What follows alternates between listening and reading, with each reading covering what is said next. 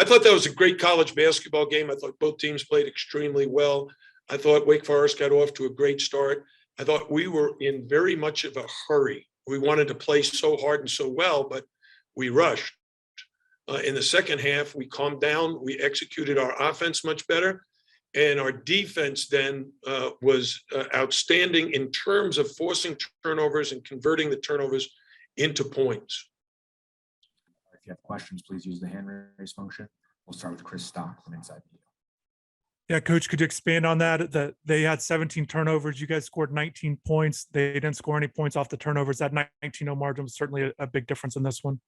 Well, that's been our strategy throughout the season, and you know we made a concerted effort during the off season of scrambling and getting our guys to pressure the ball, trap the ball, rotate and hustle, and because we like size, they're so much bigger than us. You know, you look at Walton, Laravia, Mucius, C. They are 3-4 inches taller than us at almost every position and outweigh us by probably 20 to 25 pounds, maybe more than that even.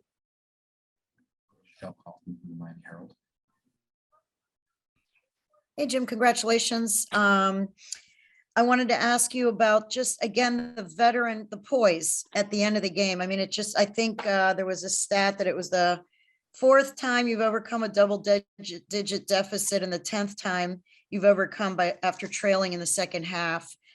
Just what does that say about the poise and the maturity of this team? I'll give you a very good example, and it has nothing to do with basketball. Yesterday, our flight was supposed to depart Miami at 2:00. We got on the plane, got to the runway, and the pilot announced there's a mechanical problem. It'll take about a half hour to correct it. 30 minutes later, he came back and said, we can't correct it. We're going to have to get you a new plane. So we went back in, and my staff stayed in touch with the airlines and found out that they couldn't get us a plane until 9:00 at night. So we took the guys to dinner. They handled that adversity with such class. They didn't get upset. They didn't start complaining. They went to dinner as a team and had a lot of laughs, enjoyed it. The bus went back out to the airport, left at 9:30 out of Miami. We arrived in Winston-Salem at 11:30 to our hotel at midnight, to our rooms shortly thereafter. Got up, did a walkthrough because, you know, there was no shoot around or no time to do anything but just, you know, discuss our game plan. When a team handles adversity the way we did yesterday, last night, and then in the game when adversity hit, they still handle it the same way. We were calm. I kept telling them, I said, hey, we're our own worst enemy. We're not playing our game. We just got to calm down and play our game and then see what happens. And sure enough, we went out in the second half and did that. You know, forcing turnovers defensively, making shots, sharing the ball. And then down the stretch, of course, you have every starter making a big play, one right after the other. Jordan Miller's tip-in was outstanding. Charlie Moore making a 3 off a Jordan Miller assist right in front of our bench. Sam Wardenberg driving the ball and getting a 3-point play. And of course, Cam McGusty and Isaiah down the stretch, just taking the ball to the basket and scoring. So a great team effort. And, you know, that's what it's all about. Where'd you go to dinner, if I may ask? That's a late time to get a reservation. It was very interesting. Our guys called Outback Steakhouse in, what's that mall called? Hialeah. In Hialeah, right across from Hialeah College. What's the name? This is the Westland Mall. Westland Mall. Okay. And on the bus ride to the Outback, we told them we had a party of 30. And they said, what? Well, we can't really accommodate. We only have 2 servers, so it'll take a long time. And they said, well, we're not in any hurry. They called a bunch of servers and had them come in. We ordered our appetizers, our shrimp and onion rings and French fries. And so when we sat down, the guys had a chance to eat, chicken wings and stuff like that. And then finally, we ordered our entree, and we didn't finish eating until 8 o'clock last night. And then got to the airport at 8:30, boarded the flight at 9:30. I told you what the timetable was. Thank you. Well, congratulations on many levels then that you overcame all that. Mike,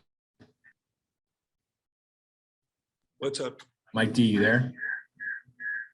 Coach, Mike DePasquale, good to see you. Congratulations on your win today. Thanks.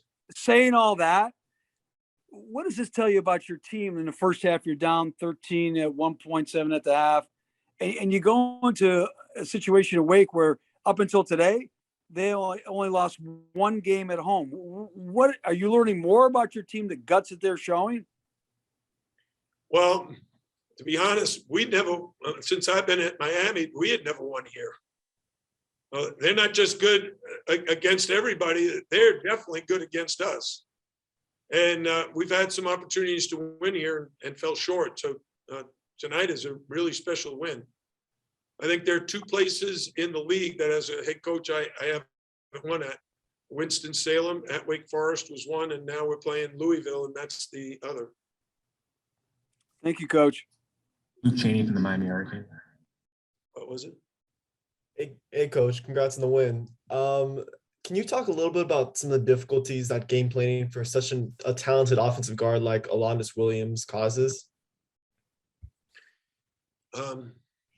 When you're playing against a player like Alondas Williams, who is so good at driving to the basket and so good at getting assists and getting his teammates involved, I told my coaches that my major concern, he's going to score driving, he's going to score by assisting others.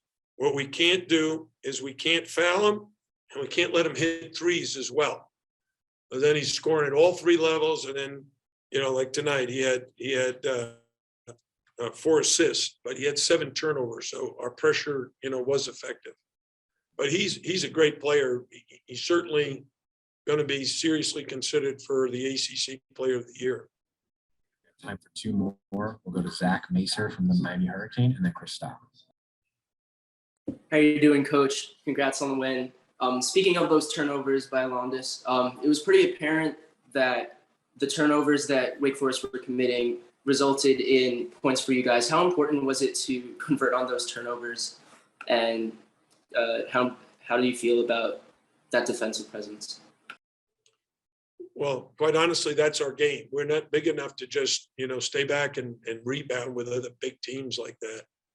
If we don't force turnovers, we're going to struggle defensively.